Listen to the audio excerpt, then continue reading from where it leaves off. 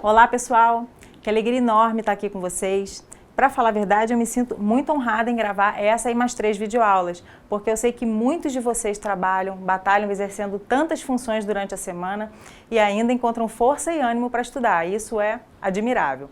Bom, para quem não me conhece, eu sou a professora Bárbara e estarei ministrando para vocês a disciplina Ambiente Virtual de Aprendizagem e Informática Básica. O nome assustou um pouco, né? Não se preocupem, é só o nome que é grande, mas a disciplina, além de útil e necessária, eu garanto que será um prazer estudá-la.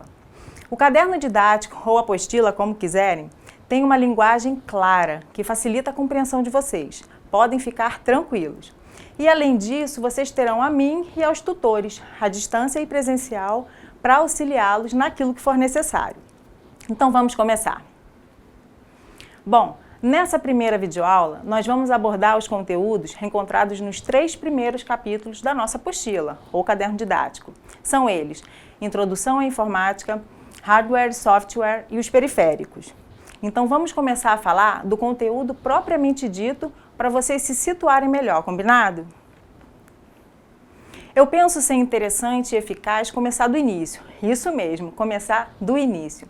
Vocês sabem que teoria e prática andam de mãos dadas. Uma não existe sem a outra, isso vocês já sabem. A maioria das coisas que nós pretendemos fazer só são possíveis quando estudamos a origem, a história e toda a teoria necessária para executarmos, ou seja, para colocar em prática mesmo. E para colocar algo em prática é preciso ter o mínimo de conhecimento daquilo que queremos praticar. Tá confuso? Vou tentar exemplificar. Quando a gente aprende a dirigir, o que você faz primeiro? Se matricula na autoescola e pega o carro no primeiro dia para depois estudar legislação ou o contrário? Claro que é o inverso. Primeiro a gente estuda a legislação. Somente após sermos aprovados na prova de legislação é que temos autorização para a aula prática, onde de fato pegaremos no carro e começaremos a dirigir com base naquilo que foi estudado. O estudo da informática não é diferente. Primeiro, a gente aprende os conceitos básicos da informática para depois aplicá-los na prática. Eu sei que muita gente tem receio de mexer no computador. Eu também já tive esse receio, é natural, principalmente para quem tem mais de 30 anos.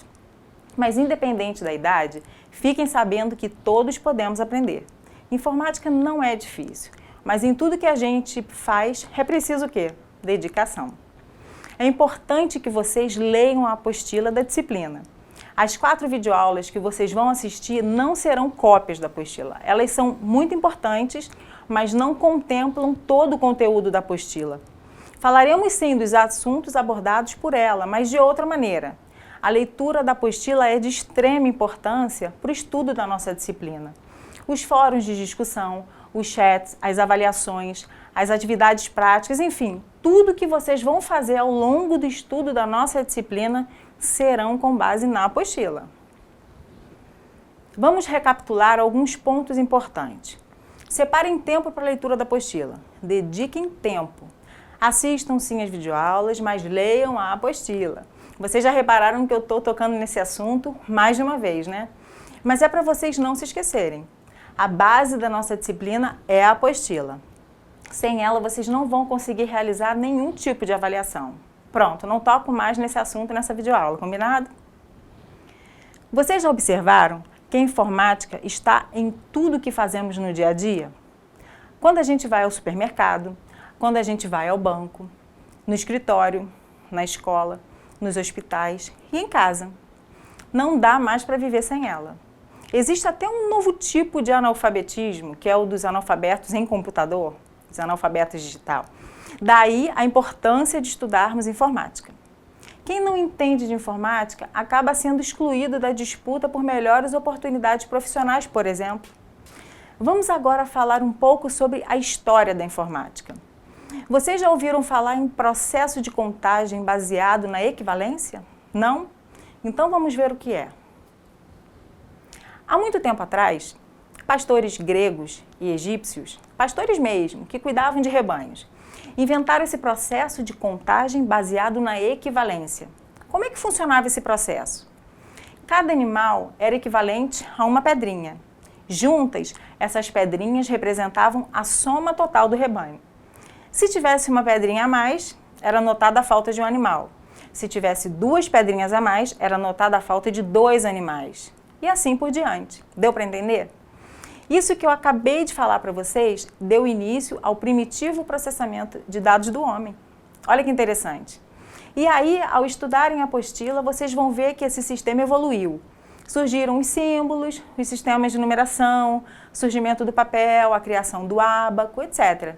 E assim não foi mais necessário acumular pedras ou conchas para fazer a contagem. Se você não sabe o que é o ábaco, dê uma olhadinha no slide que eu vou te apresentar. Esse é o ábaco. Ele foi o primeiro dispositivo criado para realizar operações aritméticas e é considerado o marco inicial da informática.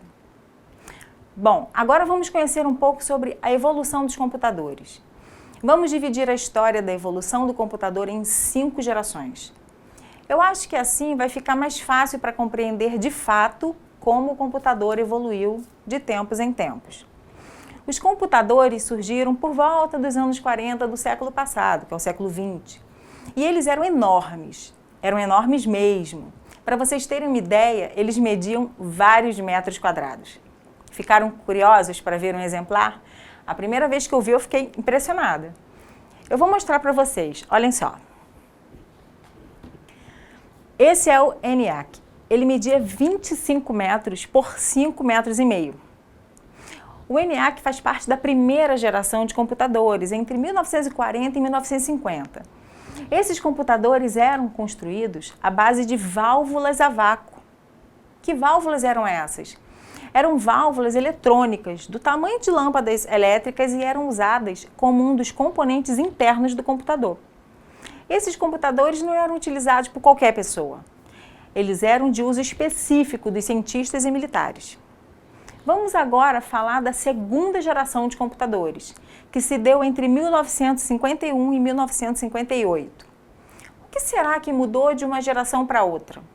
Como vimos, na geração anterior, o computador era à base de válvula a vácuo. No slide vocês vão conhecer um exemplar. Essa época foi o início da computação comercial, ano em que o primeiro computador foi entregue a um cliente. UNIVAC é o nome do computador da segunda geração, que significa computador automático universal. Mas lembrem-se, ainda se utilizava a válvula a vácuo. Bom, já vimos o computador da primeira e segunda gerações. Vamos agora conhecer o computador da terceira geração, entre 1951 e 1964. Será que houve alguma mudança em relação aos modelos anteriores? Houve sim. A evolução ocorreu em substituir a válvula a vácuo pelo transistor. Vocês se lembram que na primeira geração o computador era utilizado apenas pelas áreas científica e militar? Pois é. Nessa terceira geração, o computador se estendeu às áreas administrativas e gerenciais. Ainda não havia chegado às mãos do público em geral. Vamos conhecer então o computador da terceira geração. Me acompanhem no slide. Esse é o computador IBM 7094 ou 7094, como quiserem. Aplicado então às áreas científica, militar, administrativa e gerencial. Antes de começar a falar da quarta geração, eu acho importante compartilhar com vocês que cada geração se caracteriza pelo quê? Pelo desenvolvimento tecnológico no modo como o computador opera. E qual o resultado disso tudo? O resultado é que vemos equipamentos cada vez menores, mais poderosos, mais rápidos e mais baratos, mais acessíveis.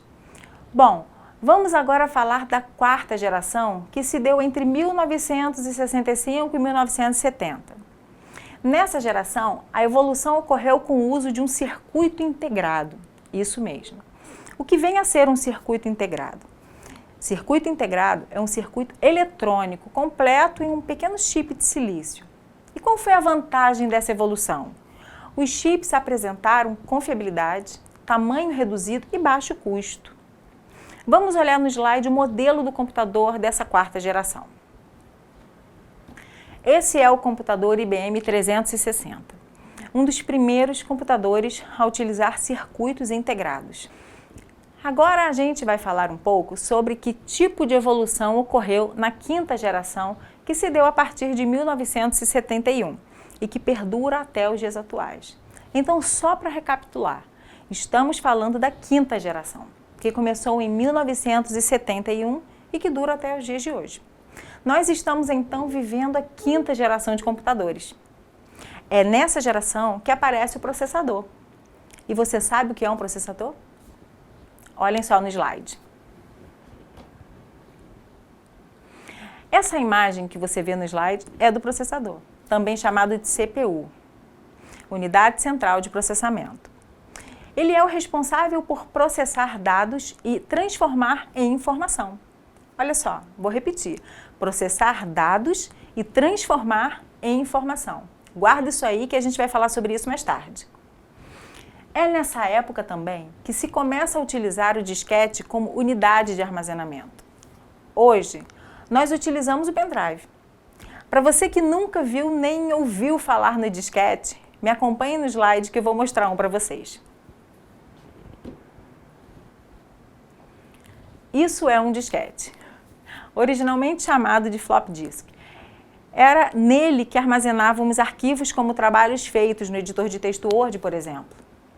Pessoal, a gente vai falar agora sobre a classificação de computadores. Bom, para realizar uma classificação, é necessário adotar critérios. E em relação a computadores, que tipo de critérios podem ser? Finalidade de uso, tamanho, poder de processamento, são alguns dos critérios que podem ser utilizados para classificar computadores. Mas como não tem critério padronizado, vamos ver alguns computadores que têm sido utilizados atualmente. Podemos começar falando do computador pessoal, mais conhecido como microcomputador. Ele é feito para uso doméstico, considerando o seu tamanho, preço, facilidade de uso. Temos também os laptops ou notebooks. Suas características principais são a dimensão ou tamanho e a facilidade de deslocamento. Ele pode ser levado para qualquer lugar e ser utilizado por algumas horas sem precisar estar conectado à rede elétrica. E temos também o mainframe, que são os computadores de grande porte. São máquinas de altíssimo custo e também de manutenção bastante cara, o que faz com que sejam utilizados somente pelas grandes corporações. Tem um processamento extremamente rápido e a alta capacidade para manipulação de informações. Como eu sei que vocês já conhecem os microcomputadores e os notebooks ou laptops, eu vou mostrar para vocês um mainframe, para vocês conhecerem. Me acompanhem no slide. Esse é o computador de grande porte chamado mainframe, dedicado normalmente ao processamento de um volume grande de informações. Os mainframes são capazes de oferecer serviços de processamento a milhares de usuários através de milhares de terminais conectados diretamente ou através de uma rede. Foram muito utilizados em guerra para cálculo, só para vocês saberem. Vamos falar agora sobre a informática propriamente dita. O que eu vou falar agora pode até surpreender vocês, mas sabiam que nem sempre a informática está associada ao uso de computadores convencionais? Como microcomputador ou notebook? Eu sei muito bem que quando falamos de informática, a primeira coisa que vem à nossa mente é um computador. É natural que isso aconteça. Mas, no dia a dia, existem muitos exemplos de uso da informática sem a utilização de um computador. Vou dar um exemplo para vocês. Sabem aquelas portas automáticas de shopping ou de hotéis que quando a gente se aproxima elas abrem? Elas abrem porque nelas existem sensores eletrônicos. Esses sensores coletam dados que geram a informação de que alguém está querendo entrar e a porta se abre. Fantástico, né? A informação foi tratada de forma automática. Isso é informática. Por falar em informática, eu acho interessante compartilhar com vocês sobre a origem da palavra informática. Essa palavra teve origem no ano de 1957, quando o alemão Dr. Karl Steinbuch publicou um artigo chamado Informática, Processamento Automático de Informação. Olha no slide. Dr. Karl Steinbuch foi um teórico da informação, ciberneticista e engenheiro elétrico alemão. considerado um dos pioneiros da ciência informática alemã. Ele cunhou o termo Informatik, a palavra alemã para informática, em 1957. Vocês sabem da importância da informática para os nossos dias. E isso não é diferente na área da educação. Por isso, vocês têm a nossa disciplina de informática básica como a primeira do curso. Sabendo disso, vamos ver como a informática e suas ferramentas podem ser utilizadas em diversas áreas. Na área do comércio, vemos a informática através da gestão de estoque, catalogação de produtos, etc. Na pesquisa científica, por exemplo, vemos a informática como suporte para cálculos complexos, simulação de ambientes e por aí vai. Na atividade bancária, vemos a informática em transações com cartão de débito e crédito, projeções financeiras, home bank, que é o acesso à informação em casa, etc. Na agricultura, vemos a contribuição da informática através de cálculos para o custo por hectare, balancear rações, rastrear animais, etc. Na educação, vemos os educadores se utilizando dos mais diversos recursos computacionais para estimular o raciocínio e pensamento crítico dos estudantes, além das ferramentas como ambientes virtuais de ensino, fóruns, chats, etc. No setor público, no setor de transporte, no turismo, na saúde, no lar e em tantos outros setores, podemos ver a contribuição da informática. O que vimos até agora faz a gente pensar que num futuro bem próximo a informática será tão importante quanto saber ler e escrever. Ou será que esse tempo já chegou? Eu acho legal a gente agora relembrar alguns pontos só para recordar mesmo, como se fosse um resumo. O que vocês acham? Então vamos lá. Nós começamos essa videoaula falando que o homem precisou criar o quê? Mecanismos para armazenar informações. Para quê? Para facilitar o seu dia a dia. Estão lembrados? Falamos sobre os pastores gregos e egípcios, sobre o processo de contagem primitivo com base no quê? Na equivalência, lembra? Então, cada animal equivalia a uma pedrinha. Cada pedrinha a mais equivalia a um animal perdido. E assim por diante, lembraram? Ok. Com o tempo, devido à necessidade, o homem consegue criar um sistema de controle rudimentar. Lembram qual é? O ábaco, que facilitou e muito a vida do homem para realizar operações matemáticas. Outro ponto legal para a gente relembrar é sobre o desenvolvimento da eletrônica, que tornou possível a criação de dispositivos capazes de quê? De automatizar tarefas realizadas pelo homem. Então, criou-se o quê? O computador. Vimos também que os computadores evoluíram através de avanços tecnológicos. Como? Os dispositivos utilizados mudavam a cada geração. Começou com a válvula a vácuo, estão lembrados? Depois utilizaram transistores, depois circuitos integrados e microprocessadores. E com a evolução dos computadores, passamos a ter computadores de diversas formas e tamanhos. Com isso, eles foram classificados em computadores pessoais, que são os microcomputadores. Passamos a ter notebooks ou laptops, computadores de mão, mainframes. Outro ponto é relembrar que a informática é definida pela utilização da informação de forma automática. E, por fim, não podemos esquecer que em todos os campos da atividade humana há o uso da informática, seja direto ou indiretamente. Convido vocês agora a entrar comigo no universo do hardware e do software. Eles são as duas partes fundamentais de um computador. Como assim, professora? Vou explicar. Mas para isso, vamos dar uma olhadinha no slide. Hardware é a parte física do computador. Tudo que você consegue ver e tocar. O mouse, o teclado, o monitor, o gabinete, a impressora, etc. Softwares são programas ou conjunto de instruções que permitem que o computador execute uma determinada tarefa. O software é um produto intelectual, intocável. Exemplos de softwares: Word, Excel, Paint, etc. Vamos agora conhecer o sistema operacional. O que vem a ser sistema operacional? Vou explicar. Nós já vimos o que são hardwares e softwares, mas não são todos os softwares que podem interagir diretamente com os hardwares. É preciso um tipo de software especial que faça a ligação entre a máquina, que são os hardwares, e os programas, que são os softwares.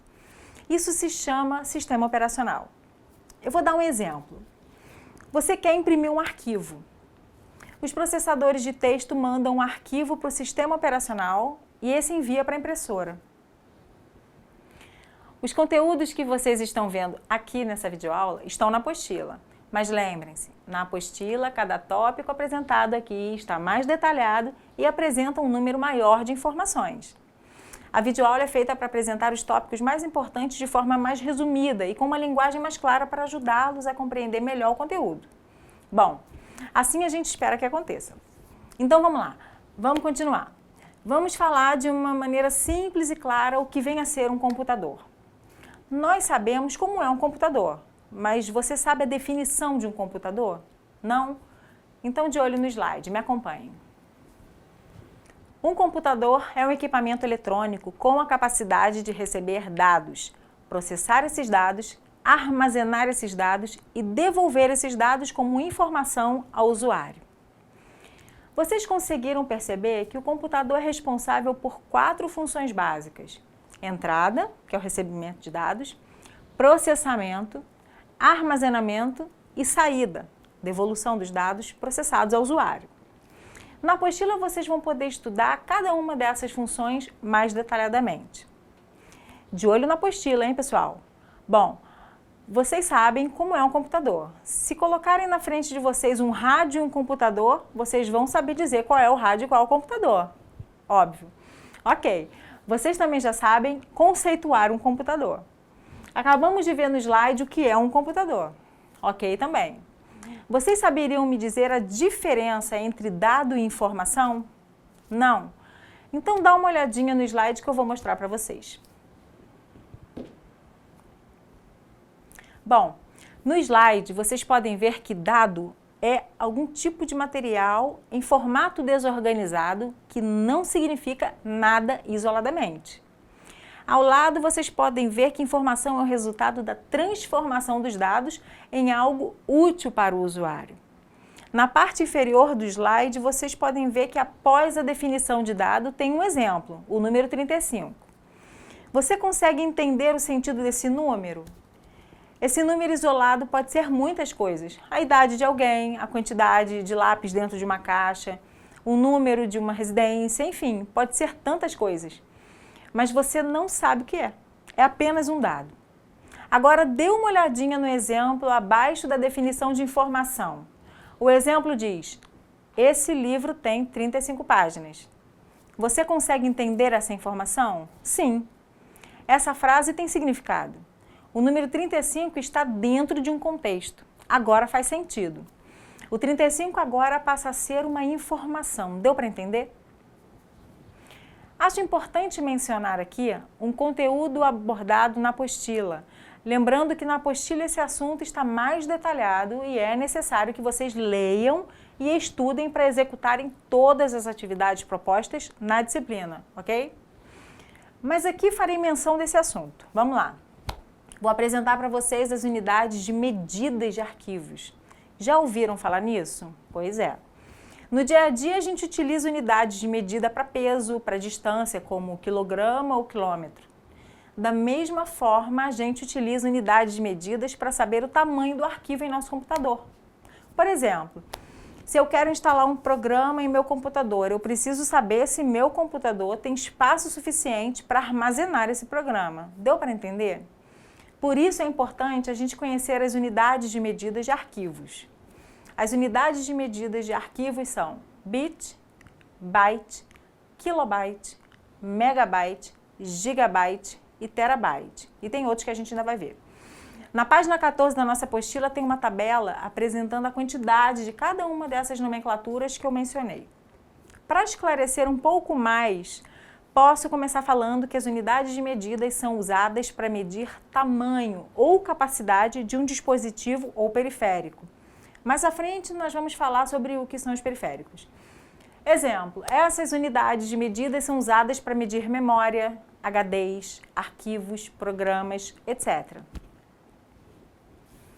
Pode ser que para você que nunca teve contato com um computador, obviamente nunca tenha ouvido falar em unidades de medida de arquivos. E talvez vocês pudessem encontrar alguma dificuldade ao se deparar com a tabela de unidades de medidas da página 14 da apostila. Por isso, eu vou explicar para vocês como funciona essa tabela, combinado? Acho que assim vai ajudá-los a entender melhor a tabela da apostila. Então vamos lá e prestem atenção no slide. Vamos lá. O bit é a menor unidade de medida, equivale a um caractere, como uma letra, por exemplo. É a menor unidade de armazenamento. O bit tem dígitos binários, 0 ou 1. Como vemos na tabela, a cada 8 bits temos 1 byte. A cada 1024 bytes temos 1 kilobyte. A cada 1024 kilobytes temos 1 megabyte. E assim sucessivamente. E de repente vocês podem ter uma dúvida. Por que 1024? Por causa da base 2 do binário. Começa em 1 e vai dobrando. 1, 2, 4, 8, 16, 32, 64, 128, 256, 512 e 1024. Entenderam? Essas são as unidades de medidas de arquivos. Vamos agora falar sobre alguns hardwares típicos de um computador. Vou começar pelo gabinete. O gabinete é uma caixa metálica que tem a função de organizar e proteger os componentes principais do computador. Normalmente temos dois tipos de modelos de gabinete, torre e desktop. O modelo torre é o mais comum, que se apresenta na forma vertical. Já o modelo desktop se apresenta na forma horizontal. Temos a placa-mãe, que é uma placa de circuito interno que aloja o processador e contém encaixes para conexão dos demais hardwares de entrada, saída e armazenamento. Todo computador precisa de uma placa-mãe, mas para ser um bom computador precisa de uma placa-mãe de qualidade e que tenha bom desempenho. Vamos falar agora sobre as fontes de alimentação. As fontes de alimentação têm a função de receber a tensão elétrica, 110 ou 220 volts, e gerar tensões necessárias ao funcionamento das placas do computador. E o estabilizador? Já ouviu falar? O estabilizador protege o computador das oscilações na rede elétrica, que normalmente acontecem durante as tempestades. Temos também o famoso no-break, que é um aparelho que substitui o estabilizador e evita que seu computador desligue em caso de falta de energia. E além disso, o no-break é capaz de manter o computador em funcionamento por algumas horas. Pessoal, agora eu acho uma boa ideia relembrar alguns pontos importantes de forma bem resumida. Claro, como fizemos no início da videoaula, ok?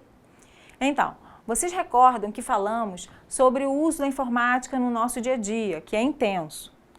Por que intenso? Em praticamente tudo que fazemos diariamente, precisamos fazer uso da informática.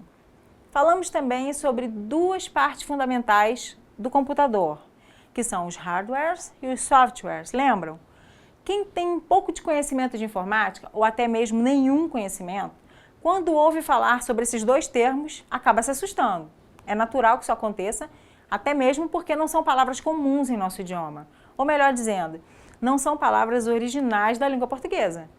Mas vocês viram que é mais fácil e simples de compreender do que vocês imaginavam, fala a verdade.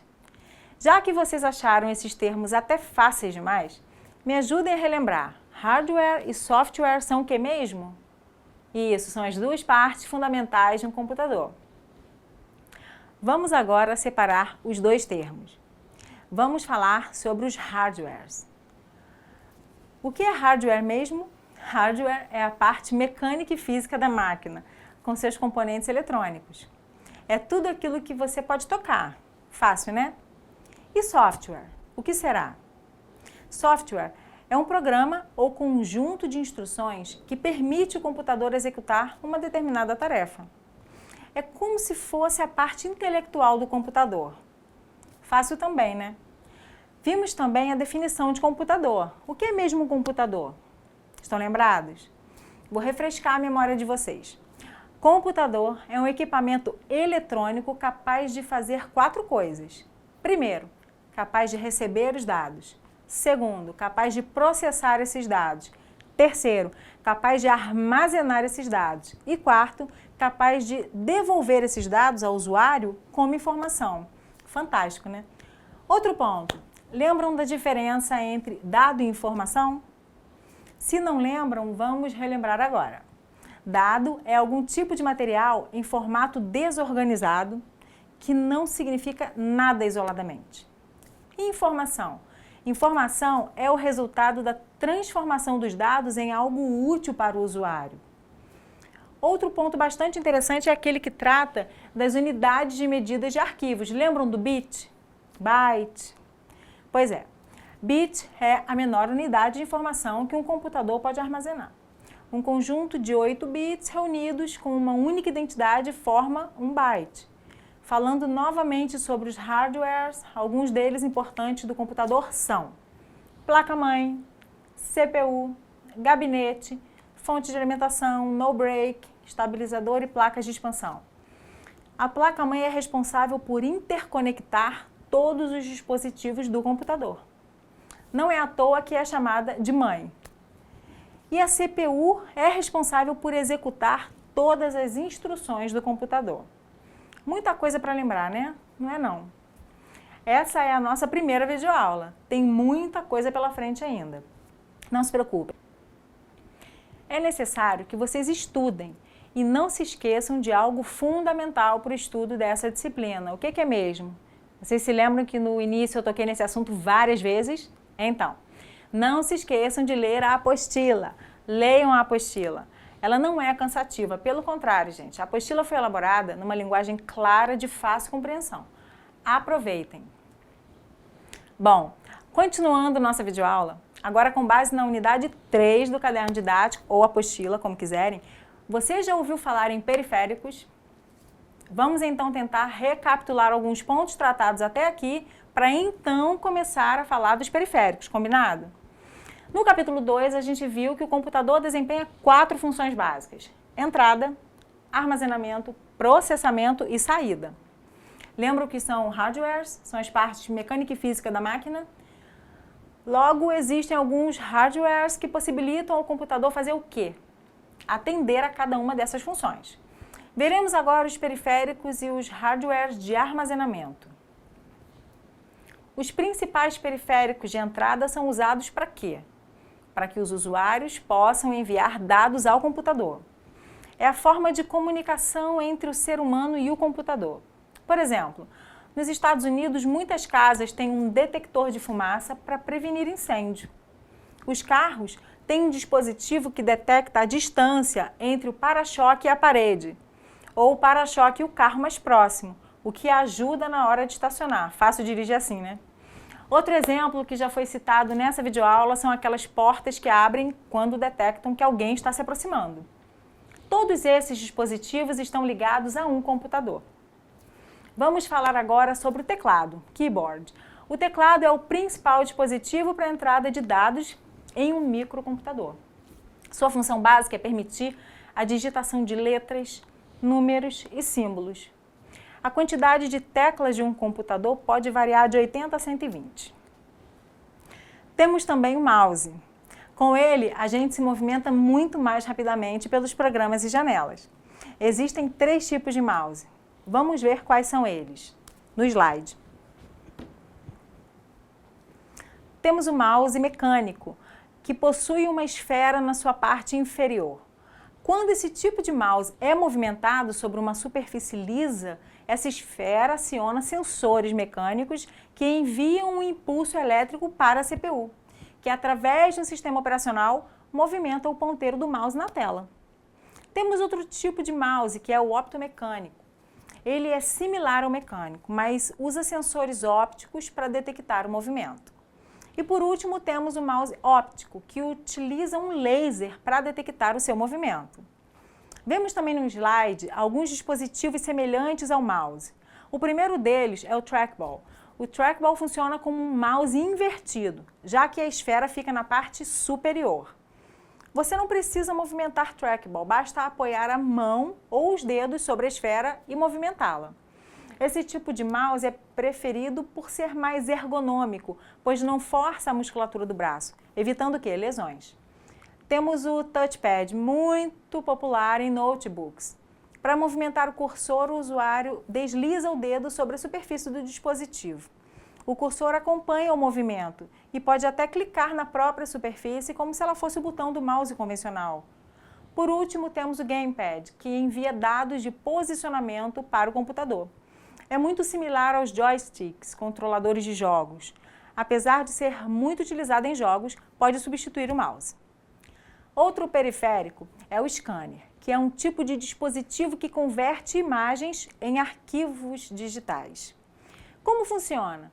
O scanner de imagem usa luzes e sensores para varrer a imagem que se quer copiar e detectar padrões de reflexo de luz. Existem scanners OCR, reconhecimento óptico de caracteres, que conseguem digitalizar documentos de textos. Temos também leitora óptica e leitora magnética. Vamos falar primeiro sobre a leitora óptica. Como funciona? A leitora óptica converte uma informação impressa de forma manual ou mecânica em dados para o computador. Existem 3 métodos de reconhecimento óptico. Vamos ver quais são eles, de olho no slide. Como vocês podem ver no slide, temos o reconhecimento óptico de marcas. Como funciona? Essas marcas são colocadas em áreas específicas de um documento. Exemplo, cartões de loteria, cartões de concursos públicos e vestibulares, por exemplo. Temos também o reconhecimento óptico de caracteres, onde é feita a leitura de caracteres datilografados ou impressos. E por fim, temos o leitor de código de barra, que por um feixe de luz faz a leitura de números codificados na forma de barras. Exemplo, controle de estoque, vendas, mercadorias de supermercado. Outro tipo de periférico de entrada é o sistema de respostas por voz. É um dos sistemas mais utilizados por operadoras de telefonia, televisão a cabo, cartão de crédito e por outras empresas que oferecem esse tipo de serviço que se dá via telefone. Como funciona esse tipo de serviço? Por meio da fala do cliente, o sistema capta os dados de entrada necessários ao computador. Outro periférico de entrada é a webcam, a conhecida câmera de vídeo. A imagem captada pela câmera pode ser armazenada ou enviada em tempo real a outro usuário, em uma videoconferência, por exemplo. Nós acabamos de ver alguns periféricos de entrada. Agora vamos conhecer alguns periféricos de saída. A CPU processa os dados recebidos para depois apresentá-los ao usuário em forma de informação. E como essas informações são vistas pelo usuário? Essas informações podem ser visualizadas através de dispositivos de saída de dados. Vamos ver alguns exemplos. Olha o slide.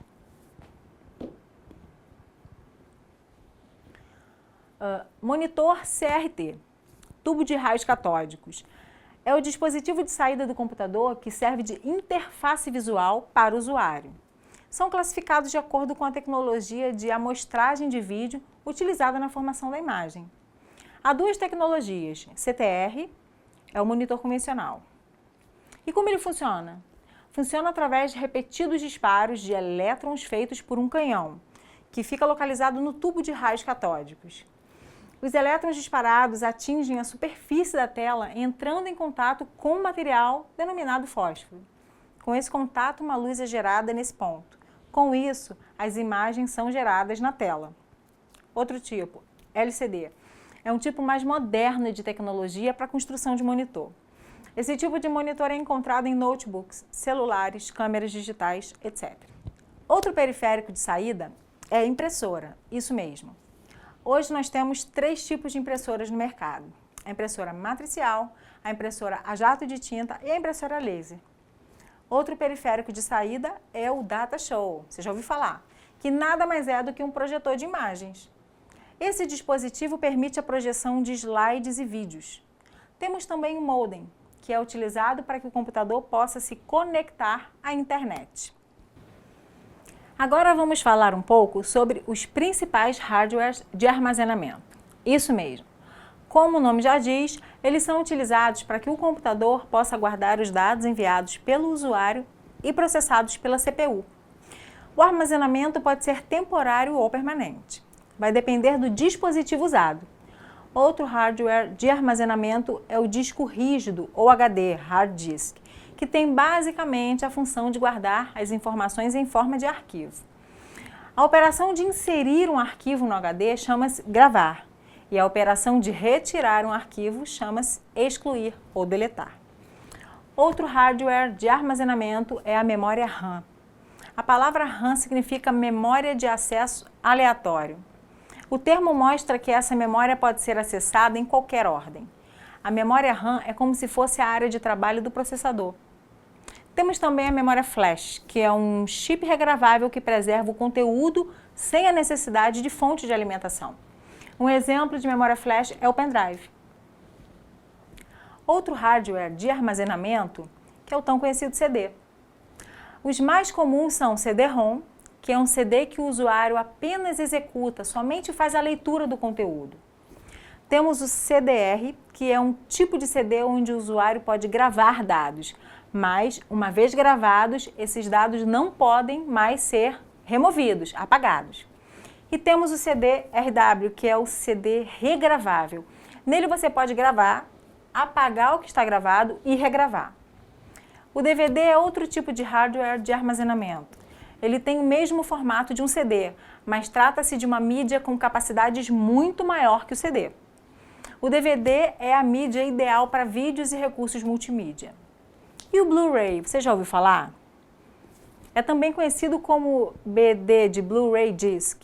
É um formato de disco óptico da nova geração de 12 centímetros de diâmetro, igual o CD e o DVD. Usado para vídeo de alta definição e armazenamento de dados de alta densidade.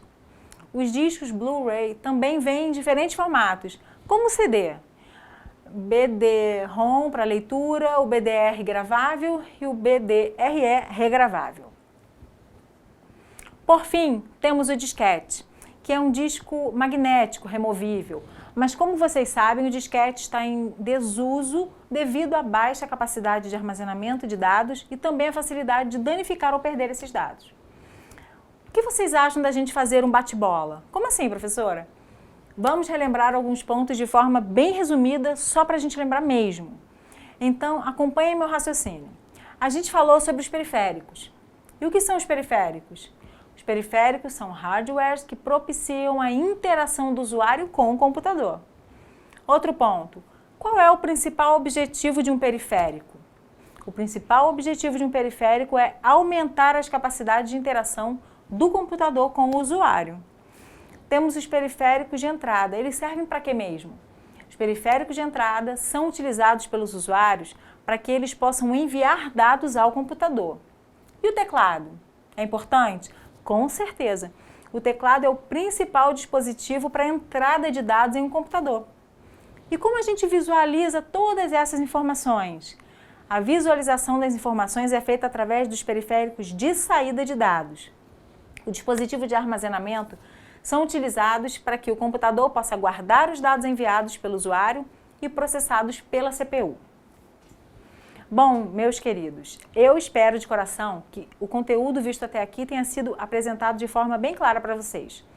E quero aproveitar essa videoaula para incentivá-los a lerem a apostila, a participarem dos fóruns de discussão, dos chats, das atividades propostas. E se tiverem alguma dúvida, que com certeza elas vão surgir, é natural, por favor, procurem ajuda para esclarecerem essas dúvidas. Vocês podem tirar essa dúvida comigo, com os tutores à distância e presencial. É um direito de vocês, estamos aqui para isso. Podem contar com a gente, combinado?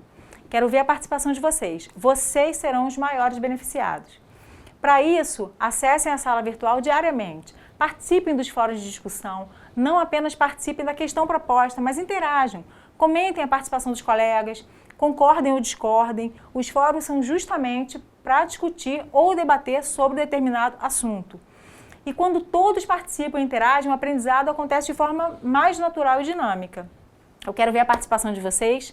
E grande abraço e até a próxima videoaula. Tchau, tchau!